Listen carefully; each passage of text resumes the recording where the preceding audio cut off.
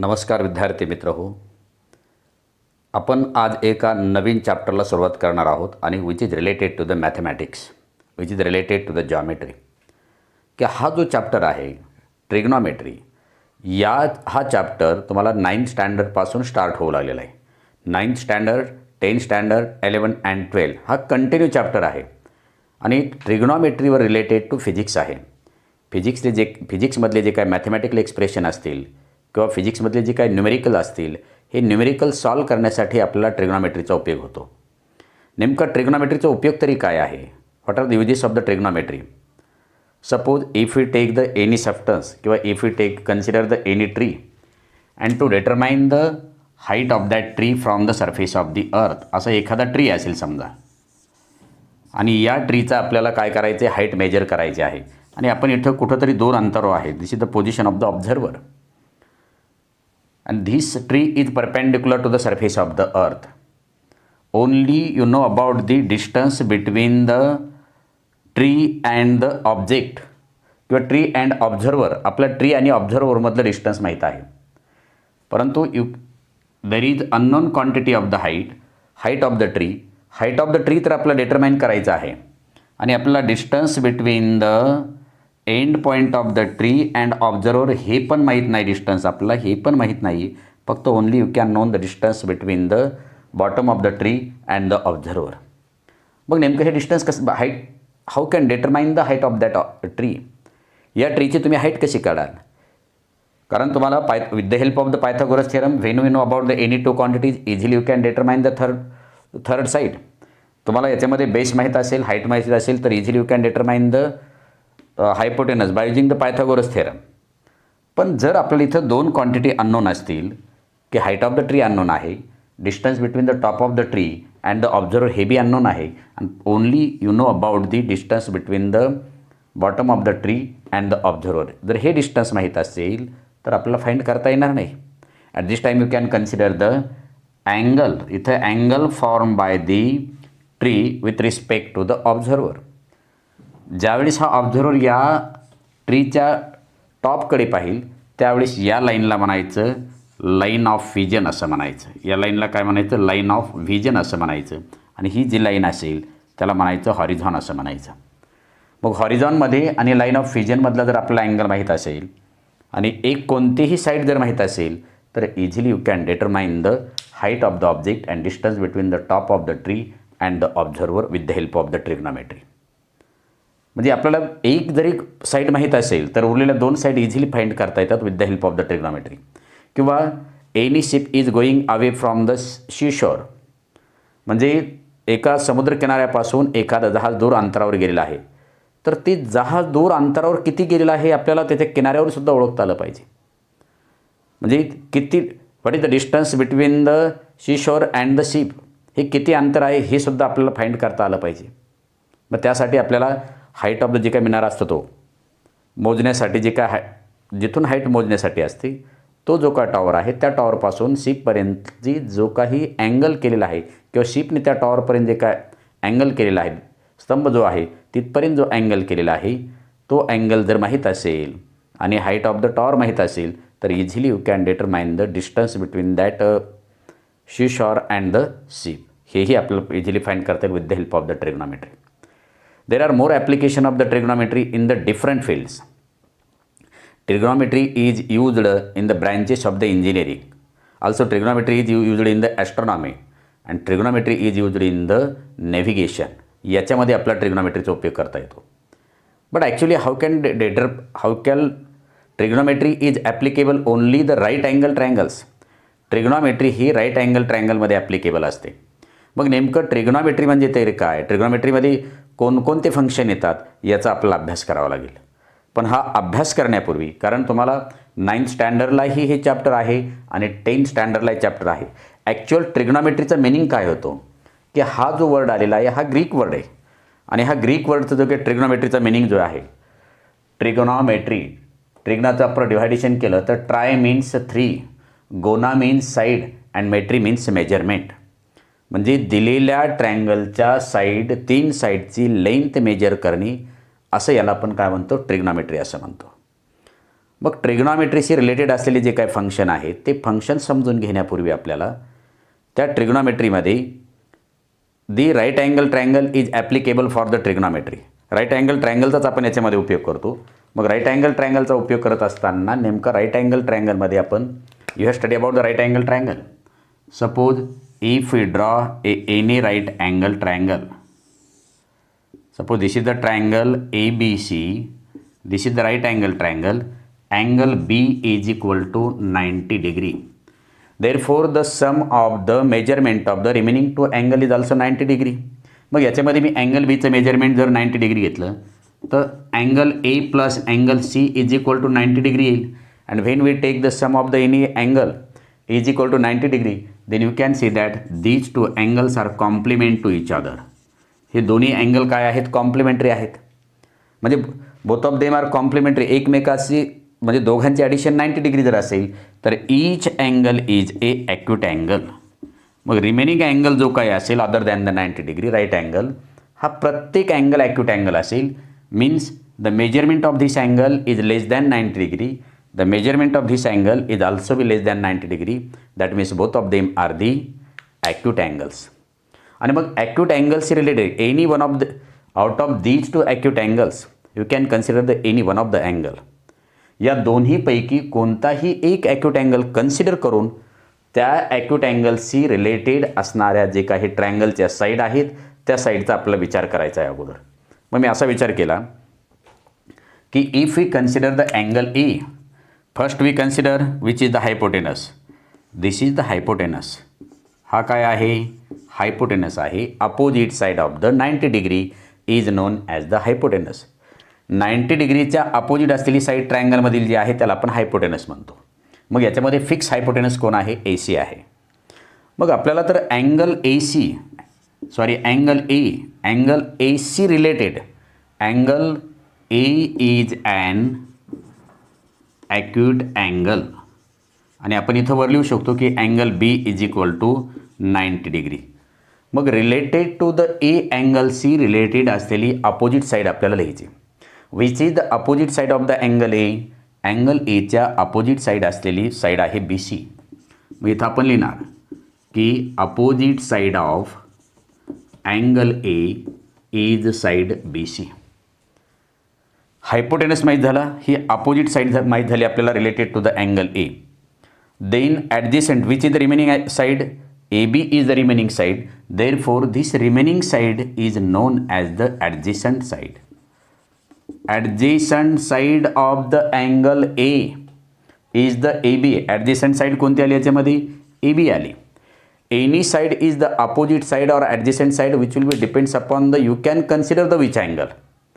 म्हणजे कोणती साईड हे अपोजिट साईड आहे किंवा ॲडजेसंट साईड आहे, ही ट्रायंगलमध्ये उरलेल्या जे काही दोन ॲक्यूट अँगल आहेत आपण कोणता अँगल कन्सिडर करणार आहोत त्याच्याशी रिलेटेड आहे.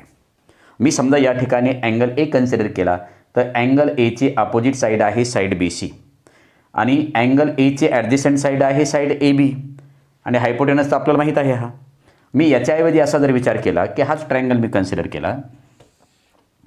Suppose this is the triangle A B C's A, B, C and at this time you can consider the acute angle. मी या ठिकाणी C हा कन्सिडर केलेला आहे ॲक्यूट अँगल.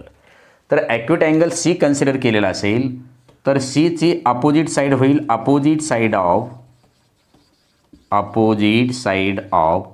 अँगल C ही कोणती असेल? AB असेल. Opposite side of the angle C is AB. Then AC is the hypotenuse, कारण opposite side of the 90 degree is also known as the hypotenuse. मग angle C ची opposite side जर A B असेल तर उरलेली side जी काय असेल that side is nothing but the adjacent side of the angle C. आपण सुरुवातीला काय कन्सिडर केला होता? अँगल ए कन्सिडर केला होता. अँगल एची अपोजिट साईड होती बी सी आणि ॲडजेसंट साईड होती ए बी. आता अँगल सीची अपोजिट साईड आहे ए बी आणि ॲडजेसंट साईड आहे बी सी. म्हणजे आपण कोणता ॲक्यूट अँगल कन्सिडर करतो त्याच्यावर त्याची अपोजिट साईड आणि ॲडजेसंट साईड ठरवणं आवश्यक आहे. आत्ताच मी परत रिपीट करू लागलो की अँगल ए जर आपण ॲक्यूट अँगल कन्सिडर केला in triangle right angle triangle A B C B, मग ट्रायंगल ए बी सीमध्ये जर ॲक्यूट अँगल ए कन्सिडर केला तर अँगल एची अपोजिट साईड होईल बी सी आणि ॲडजस्टंट साईड होईल ए बी. हायपोटेनस तर कंपल्सरीच आहे. ज्यावेळेस मी ॲक्यूट अँगल सी हा कन्सिडर करेल त्यावेळेस त्याची अपोजिट साईड होईल ए बी आणि ॲडजस्टंट साईड होईल बी सी. म्हणजे which is the adjacent side, which is the opposite side, which will be depends upon you can consider the which acute angle. तुम्ही कोणता ॲक्यूट अँगल कन्सिडर करता त्याच्यावर तुम्ही काय ठरवा की अपोजिट साईड कोणती आहे आणि ॲडजस्टंट साईड आहे. मी आत्ता सांगितलं अँगल सी कन्सिडर केला तर अपोजिट साईड ए बी असेल आणि ॲडजस्टंट साईड बी सी असेल. पण अँगल जर ए कन्सिडर केला तर अपोजिट साईड बी सी होईल आणि adjacent side he A B होईल. तर हे मुद्दे महत्त्वाचे आहेत त्याच्यामध्ये की ॲडजस्टंट साईड कोणाला बनायचं. तुम्ही जो ॲक्यूट अँगल कन्सिडर कराल फक्त त्याचाच त्याच्यामध्ये विचार करायचा की अपोजिट साईड कोणती आहे, त्याच्यानंतर ॲडजस्टंट साईड कोणती आहे त्या अँगलची, आणि hypotenuse the opposite side of the right angle हे आपल्याला माहीत आहे. कारण ट्रिग्नॉमेट्री फक्त आपण राईट अँगलसाठीच यूज करणार आहोत. मग आता दुसऱ्या याच्यामध्ये काय करायचं की समजा मी आता ट्रायंगल काढलेला होता ए बी सी हा ट्रायंगल काढला. In triangle A B C angle B is equal to 90 degree and both of them are the acute angles because sum of the measurement of these two angles is equal to 90 degree. Both of them are complement to each other. मग आता मला याच्यामध्ये काय करायचं आहे की you can take the ratio of the two sides of this triangle. या साईडमधले मला कोणत्याही दोन साईडचे किती रेशो लिहिता येतात ते पाहूया आपण. मी सुरुवातीला साईड लिहितो याच्यामध्ये की साईड ए बी आहे, साईड बी सी आहे आणि साईड ए सी आहे. आणि सुरुवातीला आपण ॲक्यूट अँगल ई कन्सिडर करूया की angle A is an acute angle. हा दिलेला ट्रायंगल आहे राईट अँगल ट्रायंगल. मग मला जे तीन साईड दिलेले आहेत त्या ए अँगलशी रिलेटेड या तीन साईडचे रेशो घ्यायचे आहेत. मग रेशो घ्यायचे म्हणजे नेमकं काय करायचं. If we take the ratio between the any two sides. मग अशा मला किती पेअर घेता येतील रेशोच्या की suppose if we take the A B किंवा B C and A C या तीन साईडपैकी कोणत्याही दोन दोन साईडचे रेशो आपल्याला किती घेता येतात. You can take the how many number of the ratio between the any two sides of the triangle A B C. या ट्रायंगल ए बी सीमधल्या तिन्ही साईड जे दिलेले आहेत अशा तीन साईडमधील दोन दोन साईडचे किती रेशो घेता येतात ते पाहिजे आपल्याला याच्यामध्ये. मग मी पहिला रेशो असा घेईल याच्यामध्ये की अँगल पण related to acute angle A consider केला आहे मी. पहिला रेशो मी असं घेऊ शकतो की first we consider the which is the adjacent side and which is the opposite side and which is the hypotenuse. In this triangle A C is the hypotenuse, A B is the adjacent side of the angle A and B C is the opposite side of the angle A. हे clear झालेले. मग आता ratio कोणत्याही दोन साईडचा घ्यायचा. मी कदापि पहिला रेशो असाही लिहिल माझ्या सोयीनुसार की first we take the ratio B C upon A C. मी बी सी आणि ए सीचा एक रेशो घेतलेला आहे. त्याच्यानंतर मी असाही रेशो घेईल याच्यामध्ये की A B upon A C हाही रेशो घेईल मी याच्यामध्ये related to the acute angle A. किंवा मी याच्यामध्ये असाही रेशो घेईल की B C upon A C. हे पहा अपोजिट साईड आपण हायपोटेनस दिला मी B C upon A C angle A C related. नंतर A B upon A C घेतला, नंतर B C upon A C घेतला. म्हणजे हे तीन रेशो घेतले मी. आणि हेच तीन रेशो जर मी उलट करून लिहिले तर मला तीन रेशो आणखी मिळतील की बी सी अपॉन ए सीच्या ऐवजी मी असंही लिहू शकतो याच्यामध्ये ए सी अपॉन बी सी, त्याच्यानंतर ए सी अपॉन ए बी आणि त्याच्यानंतर मी असं लिहू शकतो third is that not third आपलं इथं चुकलेलं आहे B C upon A C, A B upon A C आणि बी सी अपॉन ए बी येईल इथं. आणि म्हणून शेवटचा जो काय आहे हेच जर आपण रेसिप्रोकलच्या फॉर्ममध्ये लिहिले उलट करून लिहिले A C upon B C, A C upon A B आणि आता येईल A B upon B C, A B upon B C. याच्यामध्ये कोणताही रेशो रिपीट झालेला नाही आहे. मग अँगल एच्या संदर्भामध्ये आपण पहिला रेशो लिहिलेला आहे B C upon A C, दुसरा रेशो लिहिलेला आहे A B upon A C आणि तिसरा रेशो लिहिलेला आहे बी सी अपॉन ए बी. हे तीन रेशो अगोदर आपल्याला सगळ्यात महत्त्वाचे आहेत. मग angle A C related B C म्हणजे कोण आहे? अँगल ए सी रिलेटेड जर आपण बी सीचा विचार केला तर बी सी आहे opposite side of angle A. Divide by A C कोण आहे? ए सी आहे हायपोटेनस आहे. त्याच्यानंतर ए B upon A C. A बी कोणती साईड आहे related to the angle A? Related to the angle A. A B is the adjacent side. A B काय आहे? Adjacent side आहे आणि ए सी आहे हायपोटेनस.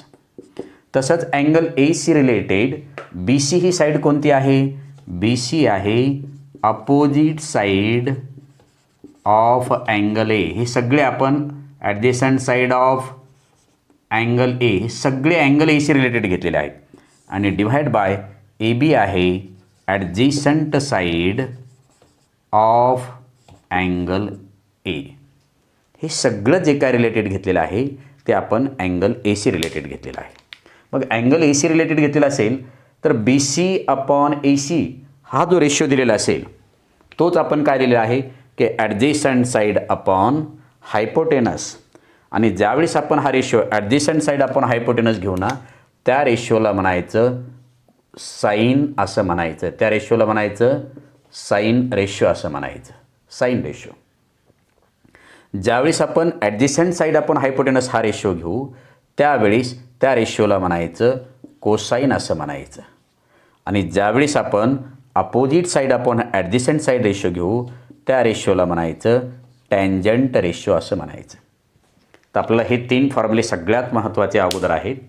मी काय लिहिलं की angle A C related A is an acute angle consider केला आहे. मी सी कन्सिडर केलेलं नाही आहे. मी हे जे काय लिहिलं आहे ते अँगल ए सी रिलेटेड लिहिलेलं आहे की अँगल ए सी रिलेटेड जो रेशो घेतलेला आहे B C upon A C. पण बी सी आहे opposite side of the angle ए.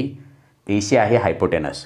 ज्यावेळेस आपण अपोजिट डायरेक्ट म्हणायचं आपण जो अँगल कन्सिडर करू ना त्याच्या अपोजिट साईडचा विचार जर करायचा सुरुवातीला. मग अपोजिट अपॉन हायपोटेनस असेल तर त्या रेशोला म्हणायचं साईन. ॲडजेसंट अपॉन हायपोटेनस असेल तर त्या रेशोला म्हणायचं कोसाईन म्हणायचं. आणि अपोजिट अपॉन ॲडजेसंट असेल तर त्या रेशोला म्हणायचं टँजंट असं म्हणायचं. These 3 ratios is abbreviated as sine. फक्त एस आय एन घ्या. याच्यामधलं सी ओ एस कॉस घ्या आणि याच्यामधलं फक्त टॅन घ्या. म्हणजे आपल्याला इथं काय लिहिता येईल की साईन आपण रेशो लिहिणार, नंतर कॉस रेशो लिहिणार आणि नंतर टॅन रेशो लिहिणार. पण त्यावेळेस आपण ॲक्यूट अँगल कोणते कन्सिडर केलेला आहे? ॲक्यूट अँगल कन्सिडर केलेला आहे ए. म्हणून आपण तो अँगल इथं लिहायचा आहे की कोणत्या अँगलची अपोजिट साईड आणि ॲडजेसंट साईड घेतलेली आहे. म्हणून इथं लिहायचं साईन ए, कॉस ए आणि टॅन ए. मग साईन ए म्हटलं की आपल्या डोळ्यासमोर यायला पाहिजे opposite side of the angle A divide by hypotenuse. मग what is the opposite side of the angle A? Opposite side of the angle A is nothing but the B C upon hypotenuse आहे A C. Cos म्हटलं की आपल्या नजरेसमोर यायला पाहिजे की adjacent side of that given angle. म्हणजे adjacent side of the angle A आहे ए बी आणि डिव्हाइड बाय काय लिहिणार आपण इथं ए सी हायपोटेनस लिहिणार. आणि टॅन ए जर म्हटलं तर टॅन ए म्हटलं आपल्याला 3 फॉर्म्युले हे पाठ करावं लागतील. Sine means opposite upon hypotenuse. पण त्या अँगलशी रिलेटेड आपण जो अँगल इथं लिहू ना त्याच्याशी रिलेटेड असलेली opposite side. Sine means what? Opposite side of that given angle divide by hypotenuse. Cos means what? Adjacent side of that given angle divide by hypotenuse. आणि tan means what? Opposite side of that given angle divide by adjacent side of that given angle. मग angle एची opposite side कोणती आहे? आहे B C आणि ॲडजेसंट side आहे A बी. मग हे जे रेशो असतील ना या रेशोला म्हणजे sine means what? Opposite side upon the hypotenuse. मग अँगल एची अपोजिट साईड आहे B C upon A C हे आपण लिहिलं. नंतर cos means what? Adjacent side upon hypotenuse. Adjacent angle एची ॲडजेसंट साईड आहे ए बी, हायपोटेनस आहे A C. Tan means what? Opposite side upon adjacent side. Angle एची opposite side आहे B C आणि ॲडजेसंट साईड आहे ए बी. आता मी जर कॉन्व्हर्सली असा विचार केला की अँगल एच्या ऐवजी सी अँगल जर विचार केला, हे तुम्हाला माहीत असणं आवश्यक आहे. साईन म्हणजे कोण, कोसाईन म्हणजे कोण आणि टॅन म्हणजे कोण. इथं अँगल कन्सिडर केला होता, angle A is an acute angle. मी इथं असं कन्सिडर करेल, angle C is an acute angle of the triangle A B C. असा जर विचार केला मी या ठिकाणी, तर मला साईन, आता इथं अँगल बदलावं लागेल. साईन एच्या ऐवजी मला साईन सी घ्यावं लागेल. मग sine C is equal to काय लिहिता येईल मला? साईन म्हणजे अपोजिट साईड अपॉन हायपोटेनस. मग opposite side of the angle C. आता या ठिकाणी मी काय कन्सिडर केलेलं आहे? ॲक्यूट अँगल हा एच्या ऐवजी सी कन्सिडर केलेला आहे. मग सीची अपोजिट साईड कोणती येईल? सीची अपोजिट साईड झाली ए बी. म्हणजे साईन म्हणजे opposite side upon hypotenuse means A B upon A C. कारण अँगल सीची अपोजिट साईड आहे ए बी आणि हायपोटेनस आहे ए सी. त्याच्यानंतर कॉस सी. कॉस म्हणजे काय आहे? Adjacent side upon hypotenuse. मग अँगल सीची ॲडजेसंट साईड आहे B C upon A C. आणि टॅन म्हणजे कोण आहे? Opposite side upon opposite side upon adjacent. Angle सीची अपोजिट साईड आहे ए बी आणि ॲडजेसंट साईड आहे बी सी. म्हणून इथं आपल्याला tan C is equal to लिहिता येईल A B upon B C. तुम्ही म्हणाल की एक वेळेस इथं साईनचा ratio B C upon A C आहे आणि इथं साईनचा ratio A B upon A C आहे. हो आहेच, कारण इथं आपण अँगल चेंज केलेले आहेत. जो अँगल घेऊ त्याच्याशी रिलेटेड अपोजिट साईड कोणती आहे, ॲडजेसंट साईड कोणती आहे आणि हायपोटेनस तर कॉमनच येईल त्याच्यामध्ये. मग आपल्याला हा फॉर्म्युला सगळ्यात महत्त्वाचे आहे, ते 3 फॉर्म्युले. Sine means what? Sine means opposite side of that given angle. आपण अँगल कोणता कन्सिडर करतो त्याच्यानुसार आपण अपोजिट साईड आणि ॲडजेसंट साईड ठरवायचे आणि मग हे रेशो लिहायचे. पण फॉर्म्युला मात्र जनरल फॉर्म्युला लक्षात ठेवायचा. Sine means opposite upon hypotenuse. Cos means adjacent side upon hypotenuse. Tan means opposite side upon adjacent side. आणि मग तुम्ही कोणता अँगल घ्याल त्या अँगलनुसार हे अपोजिट साईड आणि ॲडजेसंट साईड चेंज होईल. म्हणून तर इथं बदललेलं आहे की आपण अँगल ए कन्सिडर घेताना अपोजिट साईड बी सी आहे आणि ॲडजेसंट साईड ए बी आहे. पण त्याच वेळेस अँगल सी कन्सिडर करत असताना अपोजिट साईड ए बी आहे आणि ॲडजेसंट साईड बी सी आहे. म्हणजे तुम्ही अँगलनुसार ठरवा. हे तुम्हाला हे 3 फॉर्म्युले सगळ्यात महत्त्वाचे आहेत. परत एक वेळेस मी रिपीट करतो. Sine means opposite side upon hypotenuse. Cos means adjacent side upon hypotenuse. आणि tan means opposite side upon adjacent side. तर हे 3 फॉर्म्युले आपल्याला महत्त्वाचे आहेत. मग मी आता याच्यामध्ये काय करतो की हे फॉर्म्युले माझ्याकडे उपलब्ध आहेत. आता हे फॉर्म्युले तुमचे पाठ झालेले असतील. साईन मीन्स, कॉस मीन्स आणि टॅन मीन्स. परत मी हाच ॲक्यूट अँगल ट्रायंगल कन्सिडर करतो की angle A is an acute angle of the triangle A B C. फक्त एच अँगल. मग आता एच्या संदर्भामध्ये मी साईन रेशो लिहिलेला आहे. आपण इथं 6 रेशो लिहिले होते अगोदर सुरुवातीला. 6 रेशो काय लिहिले होते? Opposite side upon hypotenuse, adjacent side upon hypotenuse आणि अपोजिट अपॉन हायपोटेनस. म्हणजे 3 रेशो जे लिहिले होते मी हे अगोदरचे हे 3 रेशो. मी जर हाच रेशो उलट करून लिहिला, हा पहिला रेशो म्हणजे ए सी अपॉन बी सी हा एक रेशो लिहिला मी. नंतर दुसरा रेशो उलट करून लिहिला ए सी अपॉन ए बी, याला म्हणायचं रेसिप्रोकल म्हणायचं. मी तिसरा रेशो जो आहे की opposite side upon adjacent side, तो रेशो असा लिहिलेला आहे की A B upon B C रेसिप्रोकलच्या फॉर्ममध्ये लिहिलेला आहे. अशा वेळेस A C is the hypotenuse and कोणाशी रिलेटेड पण आहे?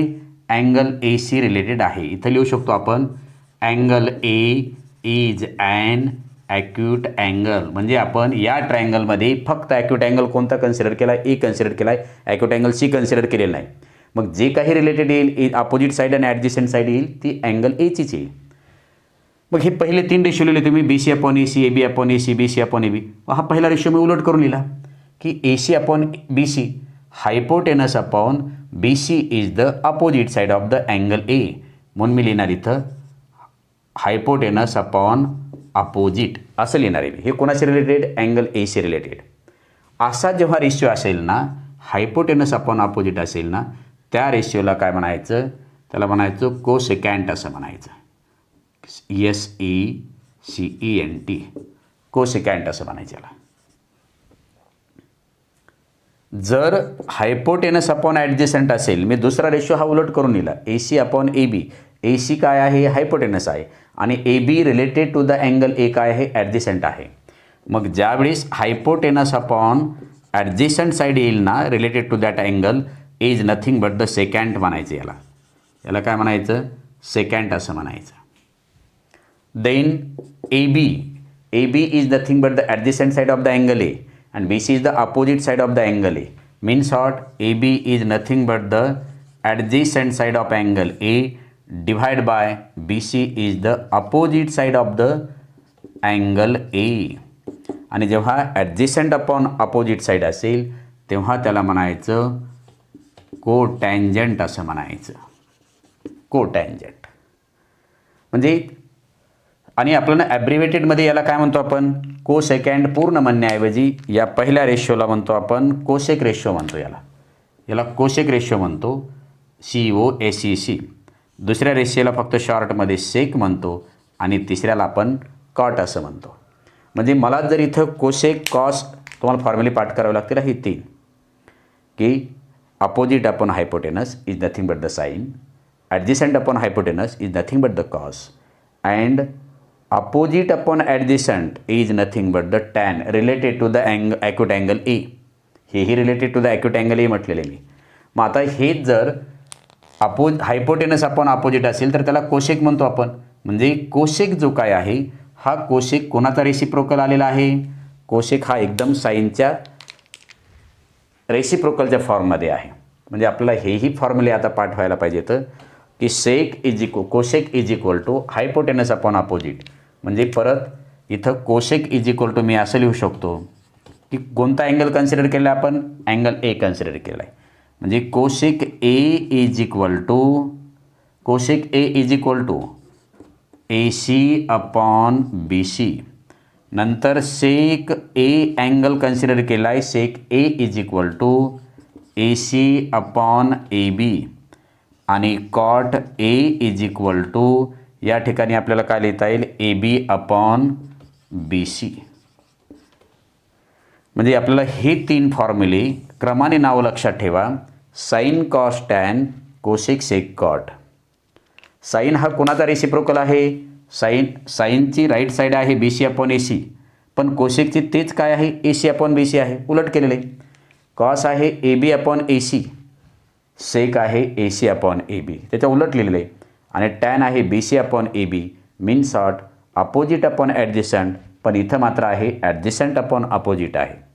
म्हणून आपण याच्यावर लक्षात काय ठेवायचं की साईनचा रेसिप्रोकल जो काय आहे, sine is the reciprocal, sine A is equal to reciprocal of cosec A. हे असं लिहिणार आपण, कारण हे एकमेकाच्या रेसिप्रोकलमध्ये येतं. Then cos A is equal to 1 upon sec A, आणि tan A is equal to 1 upon cot A. आपण हेही उलट असं लिहू शकतो की cosec A is equal to 1 upon sine A, sec is equal to 1 upon cos A, आणि cot is equal to 1 upon tan A. म्हणजे आपल्याला असंही लिहिता येईल हे की cosec A is equal to, किंवा हेच लक्षात ठेवा, हे नाही लक्षात ठेवलं तरी चालेल, cosec A is equal to 1 upon sine A, sec A is equal to 1 upon cos A, आणि cot A is equal to 1 upon tan A. क्रम लक्षात ठेवा, साइन कॉस टॅन हा तिघांचा एक ग्रुप करायचा, आणि दुसरा कोसेक सेक कॉट यांचा एक ग्रुप करायचा.